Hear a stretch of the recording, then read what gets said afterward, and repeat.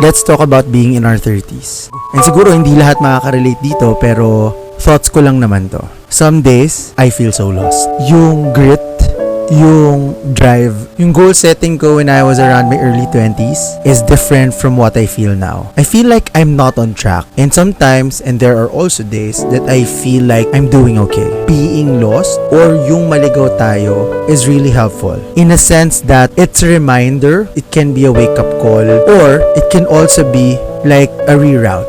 It can also be a redirection. Because I always believe that what we think when we were younger, like early 20, hindi lahat ng yun ma-achieve natin. Hindi lahat yun mangyayari. When you're 30, most of us are really struggling. Struggling and juggling between what we wanted to be and what do we want to have in life. Nandun tayo sa part na, ito ba talaga yung gusto ko? Ito ba yung talaga yung kailangan ko?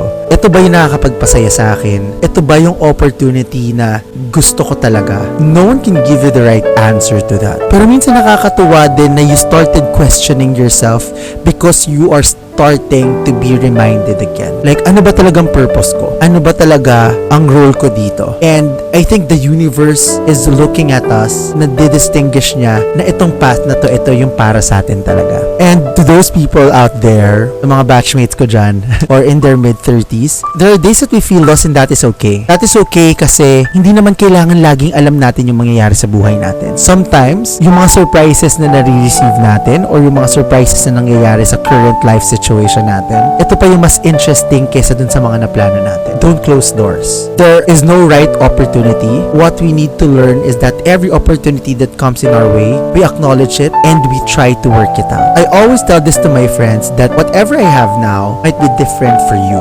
And iba-iba tayo ng pacing sa life. Hindi tayo nagmamadali.